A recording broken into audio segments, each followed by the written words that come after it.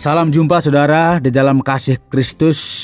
Pada hari ini saya sangat berbahagia oleh karena bisa berjumpa lagi dengan saudara secara khusus dalam program Figur. Bagaimana kabar saudara pada hari ini? Saya berdoa, saya berharap agar saudara semuanya dalam keadaan sehat, dalam keadaan bersukacita senantiasa. Karena apa saudara? Karena kita semua sudah diselamatkan oleh pengorbanan Tuhan kita, Yesus Kristus. Saudara yang dikasihi oleh Tuhan, program Figur ini berbicara tentang kisah-kisah secara khusus berkaitan dengan junjungan kita, yaitu Tuhan Yesus Kristus. Baik berkaitan dengan pribadinya, bagaimana sikapnya dalam mengatasi banyak persoalan, bagaimana cara memandang persoalan, caranya dia berpikir, bagaimana perasaannya ketika berhadapan dengan banyak hal ketika dia hadir di tengah-tengah dunia ini. Bahkan kita juga akan belajar tentang siapa sebenarnya Yesus Kristus yang sudah kita kenal, bahkan yang kita layani, kita percayai selama ini. Dan kiranya melalui program ini, saudara semua diberkati oleh Tuhan. Dari studio, saya sampaikan selamat mendengarkan.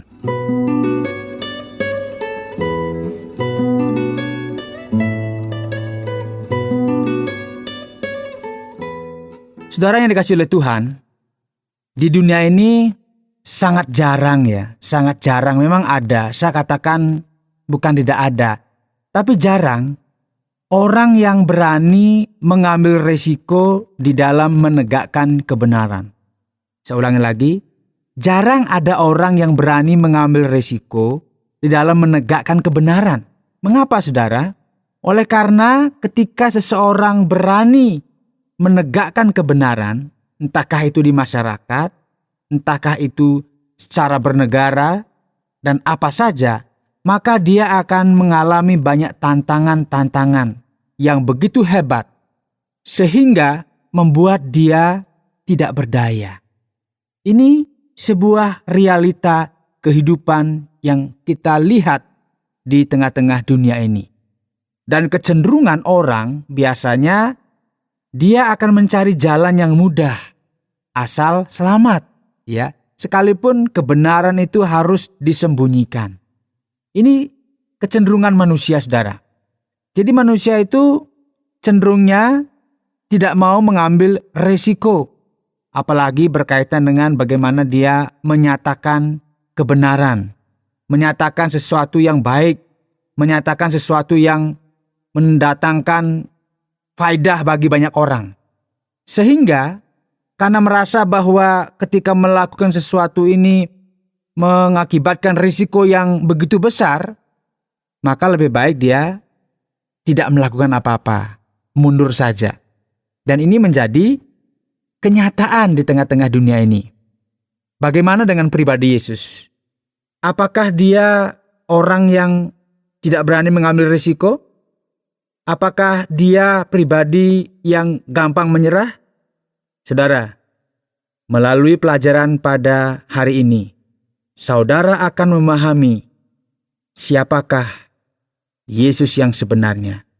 Bagaimana sikapnya, bagaimana pribadinya ketika berhadapan dengan masalah-masalah yang mengancam kehidupannya.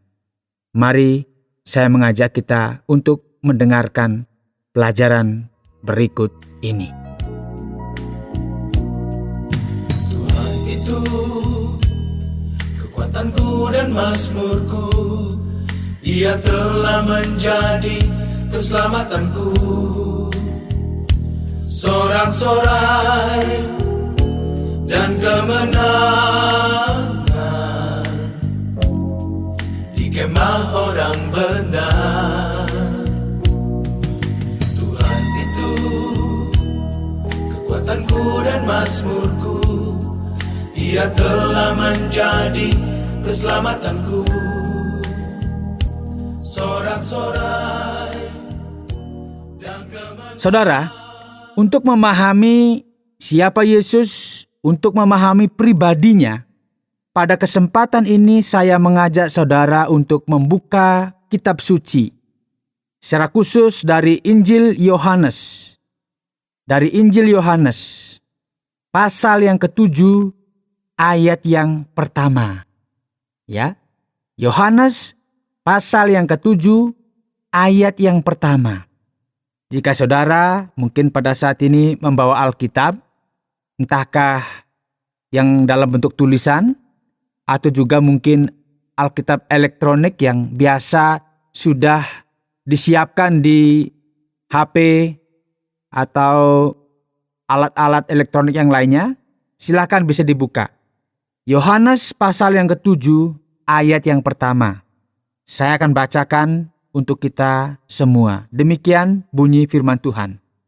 Sesudah itu, Yesus berjalan keliling Galilea, sebab ia tidak mau tetap tinggal di Yudea. Karena di sana, maksudnya di Yudea, orang-orang Yahudi berusaha untuk membunuhnya. Saya ulangi sekali lagi. Sesudah itu Yesus berjalan keliling Galilea, sebab ia tidak mau tetap tinggal di Yudea. Karena di sana orang-orang Yahudi berusaha untuk membunuhnya. Saudara, jika saudara membawa Alkitab, saudara bisa melihat di bagian akhir dari Alkitab saudara, itu ada beberapa peta, ya. Ada beberapa peta yang menunjukkan di mana Galilea dan di mana Yudea. Yudea itu terletak di bagian selatan Israel, sedangkan Galilea terletak di bagian utara dari Israel.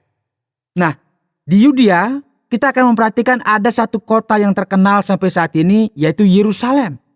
Karena memang Yerusalem sebagai pusat peribadatan, sebagai pusat kehidupan orang Yahudi.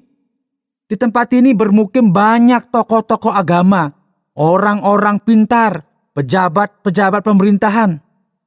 Tetapi kalau saudara memperhatikan Galilea, itu ada Danau Galilea, kita bisa membayangkan orang tipe bagaimana yang tinggal di sana. Di daerah sana banyak dihuni oleh orang-orang yang pekerjaannya sebagai nelayan, orang-orang yang tidak berpendidikan dan sebagainya. Dan kita memperhatikan bahwa murid-murid Yesus banyak berasal dari daerah ini. Sehingga mereka ini, latar belakang mereka ini kebanyakan sebagai nelayan, ya. Ada juga sebagai pemungut cukai dan sebagainya.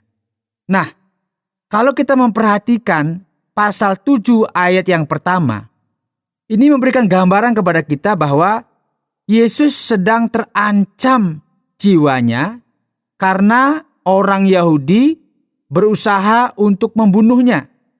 Mengapa saudara? Karena memang Yesus hadir pada saat itu, dia tidak takut, dia sangat berani, bahkan menegur mereka dengan sangat keras. Karena mereka hanya dikatakan mengajarkan ajaran-ajaran hukum Taurat, tetapi mereka sendiri tidak melakukannya. Itu sebabnya orang-orang Yahudi, tentunya secara khusus para tokoh-tokoh agama pada saat itu, berusaha untuk membunuh Yesus. Namun di dalam pasal yang ke-7 kitab Yohanes ini sangat menarik untuk kita perhatikan. Yesus justru pindah ke Galilea, dan di Galilea dia berkeliling. Bukan keliling untuk tamasya, untuk jalan-jalan, tetapi dia keliling untuk memberitakan kabar baik, memberitakan kerajaan Allah sudah dekat. Saudara, ayat 7 ini, maksudnya ayat yang pertama ini dari pasal yang ke-7 ini, sudah didahului oleh beberapa bagian yang lain, peristiwa-peristiwa yang lain di dalam Injil Yohanes ini. Kalau saudara perhatikan pasal yang ke-6, di sana ada mujizat yang dilakukan oleh Yesus, yaitu apa? Membuat 5 roti dan 2 ikan bisa dimakan oleh 5.000 orang lebih.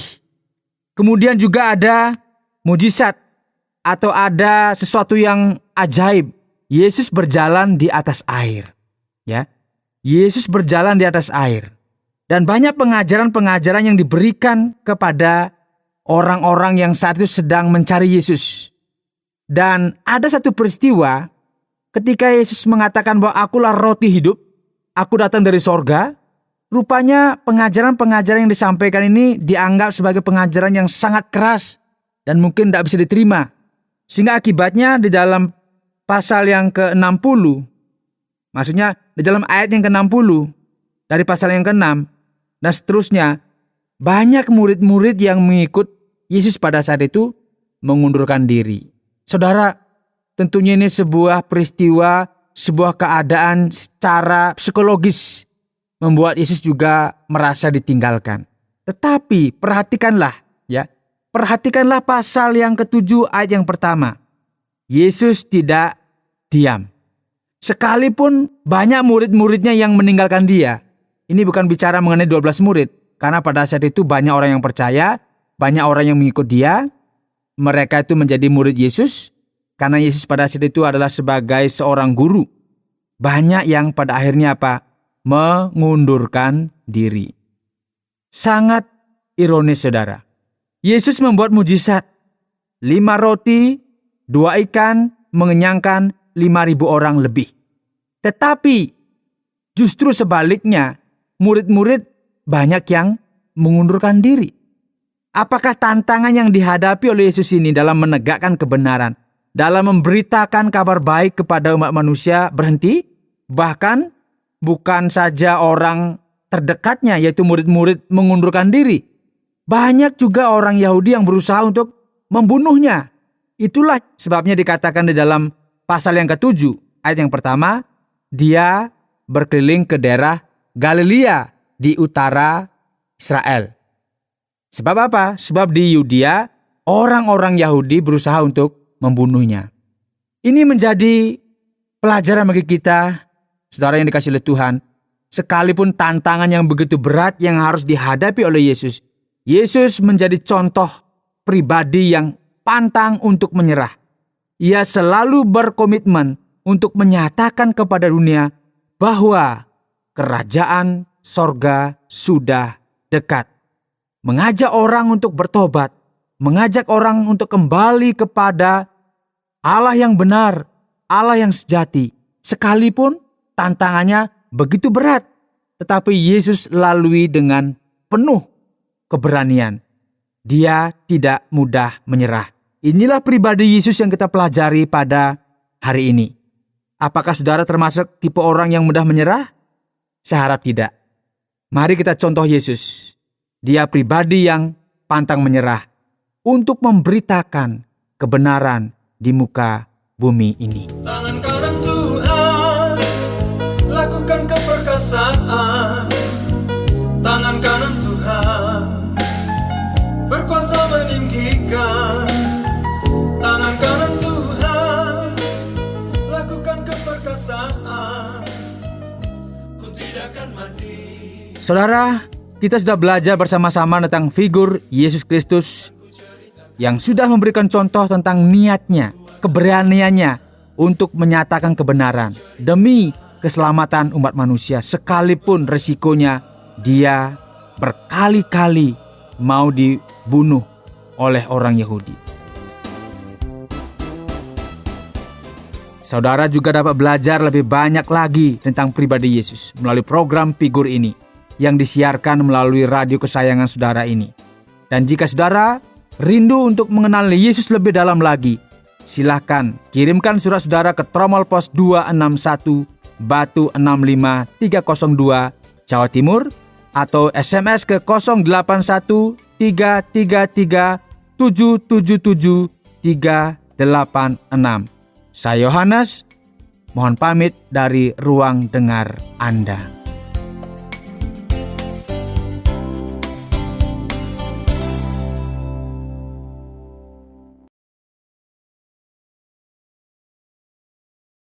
Terima kasih Anda sudah mengikuti program kami. Jika Anda diberkati, jangan lupa like, komen, dan share supaya Anda tidak ketinggalan setiap program terbaru kami. Jangan lupa juga untuk subscribe channelnya dan nyalakan loncengnya. Jika Anda ingin mendukung pelayanan kami, bisa melalui rekening kami berikut ini atau menghubungi kami di sini.